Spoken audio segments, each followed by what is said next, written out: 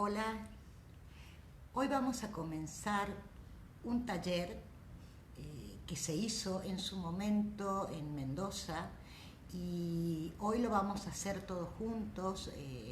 Este es como mi ofrecimiento hacia ustedes, que todos los que somos parte de esta gran familia podamos hacer juntos este taller de Nacer Mujer para Sanar el Clan.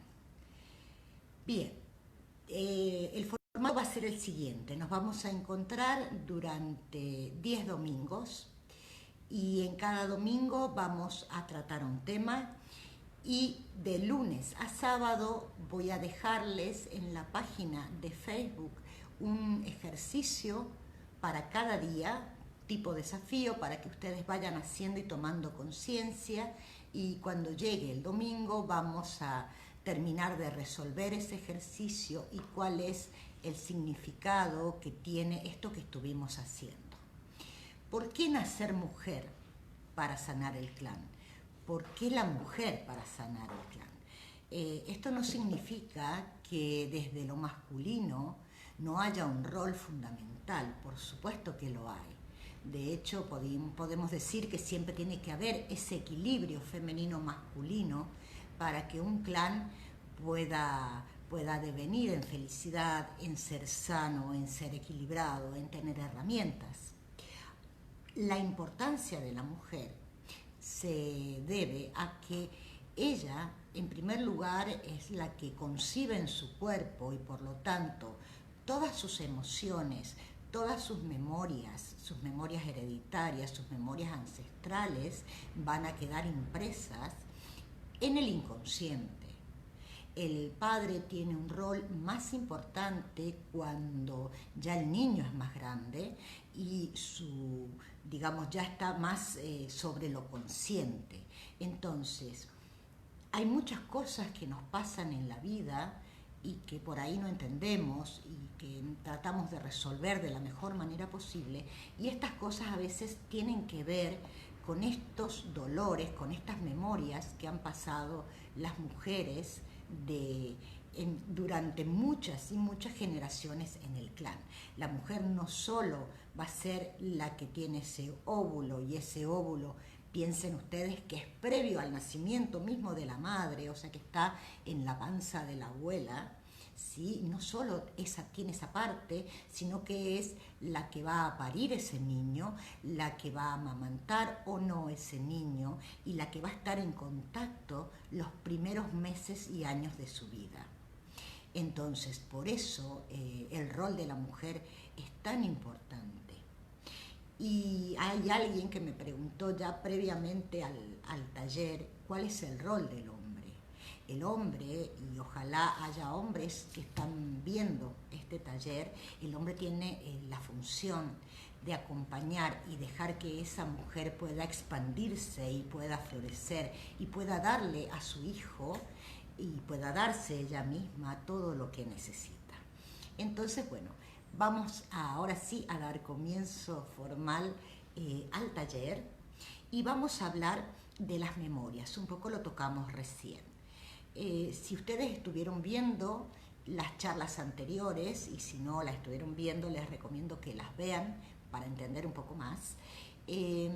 Las memorias del proyecto y sentido de nuestro hijo o de nosotros como hijos son fundamentales y van a recorrer toda nuestra vida hasta que las hagamos conscientes. Van a vivir en un ámbito que nos va a parecer el ámbito común, normal, las experiencias que nos pasan, pero en realidad son cosas que necesitan ser descubiertas para que podamos encontrarnos con nosotros mismos. Entonces, ¿cuáles son las memorias que la mujer deja en sus hijos y en sus nietos? En primer lugar, la intención con la cual esa mujer ha quedado embarazada. ¿Qué significa esto de la intención? Un poco lo vimos en Proyecto y Sentido, y lo otro sería la intención respecto a si realmente tenía ganas o no de estar embarazada, estaba preparada o no, y qué les pasó a las abuelas, a las madres, a las bisabuelas con esto de la maternidad. Eso creo que es el hecho fundamental y es lo que deberían empezar a indagar en su clan desde una manera muy, muy objetiva. Porque, por ejemplo, ocurre un hecho que es muy común en los clanes hace varias generaciones atrás, o no tantas, 2, 3 generaciones atrás, que es el siguiente.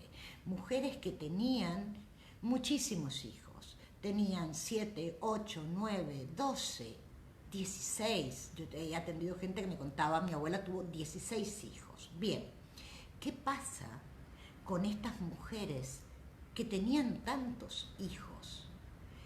A veces, y a veces es como generalmente, eran matrimonios que estaban o arreglados por los padres o matrimonios por conveniencia, porque tal vez vivía uno de los dos en un ámbito de pobreza o era la única manera de salir de la casa. Se esperaba inexorablemente que las mujeres se casaran. O sea, todas las mujeres tenían como objetivo, o sus clanes querían que fuera un objetivo, casarse y tener hijos. Ahora, al unirse en pareja, empiezan a vivir en un ámbito, digamos, en el cual no son tan felices, por más que tal vez como abuelas o bisabuelas las vimos felices, ¿sí? Pero tal vez no querían tener relaciones sexuales, tal vez no las disfrutaban, ¿sí?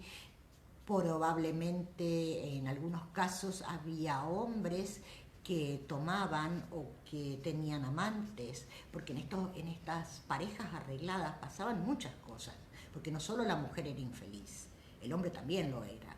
Entonces, ¿cuál era la forma de resolver que tenían las mujeres de aquella generación?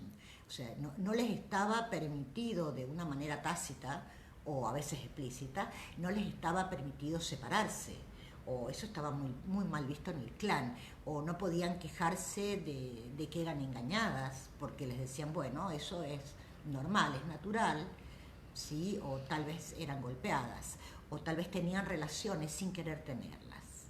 Entonces, la única forma de resolver esas situaciones íntimas era tener un hijo tras otro. ¿Por qué? Porque mientras la mujer estaba embarazada o recién paría, era el único momento en el que era respetado su cuerpo. Entonces, el límite que ponía esa mujer frente al hombre, el límite que ponía porque realmente no quería o no sabía estar con ese hombre, era tener un hijo tras otro. Entonces, esto de la intención por la cual se tienen los hijos es muy importante.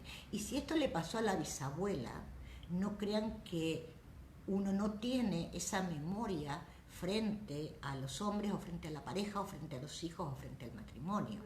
También lo seguimos teniendo, tal vez más utilizado, tal vez de una manera más inteligente, pero siempre el fin de toda generación es reparar el dolor del clan.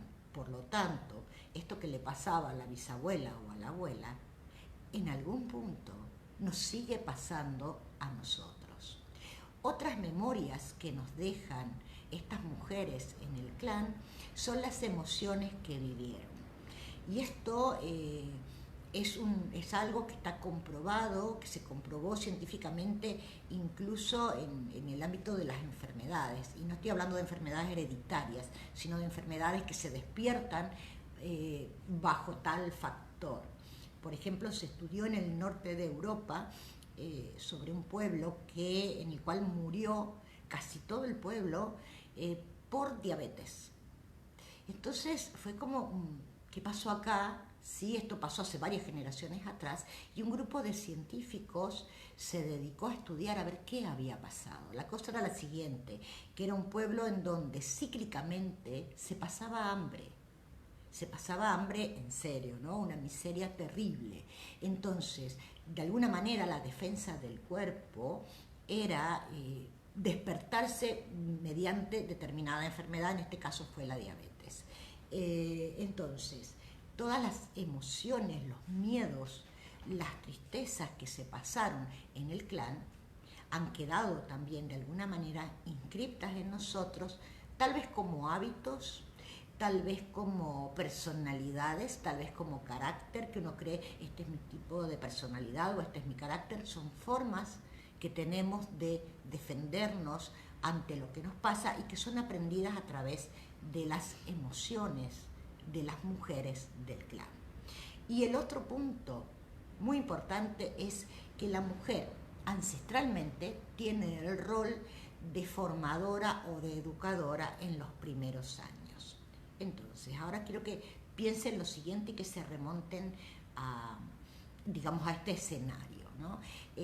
Mujeres vamos a las épocas más primitivas, ¿sí? En donde se vivía en grupo para poder protegerse, donde todos los varones salían juntos de cacería para poder alimentar a sus familias y todas las mujeres solían quedarse juntas y cuidaban y criaban a sus hijos, ¿sí? Y entre todas con todas. De hecho, por ejemplo, hay un hecho muy bonito entre las mujeres celtas, que eran como muy unidas entre ellas, que cuando una mujer tenía un hijo y la otra no era madre o no había tenido recién un hijo, aún así podía lactar y amamantar a ese niño.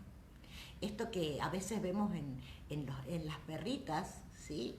Que creen estar en celo o que creen haber parido y pueden y tienen leche, siempre ha pasado. O esto de que los ciclos femeninos se unifican cuando las mujeres están juntas.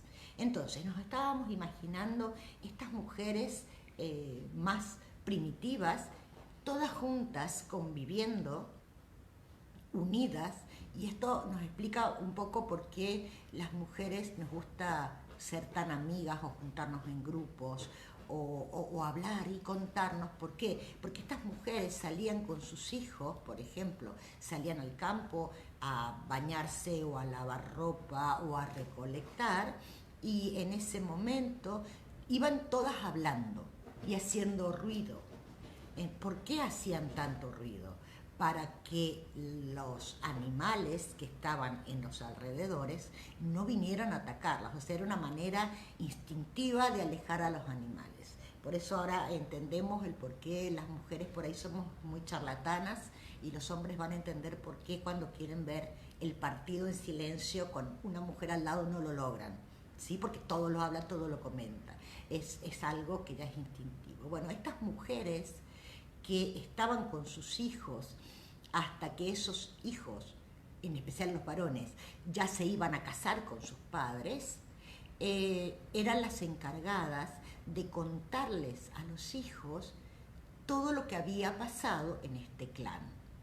Entonces eran las que contaban cuentos, los cuentos de hecho nacen desde ahí, ¿no? Desde cosas que pasaron, narraban historias, son las que enseñaban a hablar, las que enseñaban cómo hablar, las que enseñaban a comunicarse y las que educaban. Son las primeras educadoras del clan. Ya cuando esos niños, los varones, por ejemplo, tenían 7, 8 años, ya iban con sus papás a cazar. Esta memoria también nos ha quedado, por eso es muy importante a partir de los 6, 7 años que los hijos tengan contacto con sus papás varones, con los varones, ¿sí? Entonces, imagínense un bebé desde que es concebido hasta al menos los 5 años de edad, tiene un contacto totalmente unido con una mujer. A través de la mujer va a aprender a comunicarse, va a aprender a amar, va a aprender a pedir, va a aprender a ser amado, que son todas las cosas que durante la vida sí nos dan gozo o nos dan miedo. Entonces, si la mujer es una mujer herida, si la mujer es una mujer temerosa, si la mujer no pudo ser ella misma, todo esto va a seguir estando una y otra vez en las generaciones venideras. Tomar conciencia de estos roles es una forma de poder liberar al clan. En el transcurso de todo el taller vamos a ver distintas maneras Entonces, ¿cuál va a ser el primer paso fundamental para que ustedes empiecen a trabajar y ya mientras yo hablo empiecen a preguntarse? ¿Cuáles son las creencias y mandatos del clan respecto a lo femenino? No es lo mismo, o digamos que una creencia es la que hace que haya un mandato, ¿sí? Y las creencias nos ponen, las creemos como muy naturales, ¿sí? Pero cada uno tiene las creencias que tiene gracias a su clan. Y pensemos en la creencia como en un límite. Y a partir de ese límite, cuando tocamos ese límite, llega el mandato. El mandato primario va a ser tener, digamos, la confianza en la creencia. Y el mandato secundario va a ser no dejarla atrás. No hay creencias buenas o malas, hay creencias, ¿sí? Y como mujeres o como seres humanos vamos a elegir que esas creencias sean cada vez más amplias. No podemos desapegarnos de todas las creencias, eso es claro, pero sí podemos ir buscando creencias más flexibles. Entonces, las creencias que nos ha dejado el clan respecto a lo femenino, respecto a la mujer, ¿con qué va a tener que ver? Con los dolores y con los sufrimientos del clan. Y esto es lógico, ¿sí? Esto no es bueno o malo. ¿Por qué con los dolores? Es lógico porque lo que quiere hacer el clan es proteger a las generaciones venideras para que no les pase nada. Pero en esta protección se forman barreras. Y hay un hecho indiscutible, de una generación a otra en el tiempo que vivimos, los cambios son muy grandes. Entonces no podemos seguir existiendo con creencias que nacieron a principios del siglo pasado, que aún las tenemos. Y fíjense ustedes, las mujeres somos las encargadas de comunicar esas creencias al clan. Y les voy a poner un ejemplo que lo van a ver muy concreto. Cuando ustedes se juntan con sus amigas, ponen en juego todas las creencias que tienen. Y generalmente uno busca amigas que tengan las mismas creencias que uno. Porque si no tienen las mismas creencias que uno, esas más o menos como que no combinan tanto con nosotros, entonces no nos juntamos tanto. Entonces, nuestras amigas, digamos, terminan siendo parte de las creencias de nuestro clan. ¿Y por qué les pongo este ejemplo? Porque en esa reunión de amigas ahora piensen y recuerden de qué hablan, de quiénes hablan y qué juzgan. Y ahí van a tener las creencias más importantes que tiene cada una y que ha sido heredada del clan. Hablan de hijos, hay amigas que hablan de hombres, hay amigas que son todas separadas o hay amigas que todas han sufrido. Entonces, todas estas creencias nos van a poner de manifiesto cuál fue el sufrimiento y el dolor fundamental que hubo en mi clan. Una vez que podamos ver esto, van a tener estos ejercicios entonces a partir de mañana, uno por día, y va a ser concreto y corto, ¿sí? Vamos a ir viendo cómo podemos ir liberando y flexibilizando estas creencias. Y de paso les digo que para la próxima ya vayan anotando las dudas, las preguntas, y a partir de esos ejercicios que hicieron y de las preguntas de ustedes vamos a ir armando este segundo encuentro con las memorias, las creencias y los mandatos del clan respecto a lo femenino. Acá, antes de irme, voy a responder una pregunta que dice: ¿cómo hacer consciente las memorias? A ver, ¿cómo las puedo hacer conscientes? Si yo no las reconozco como tales, no las voy a poder hacer conscientes, ¿sí?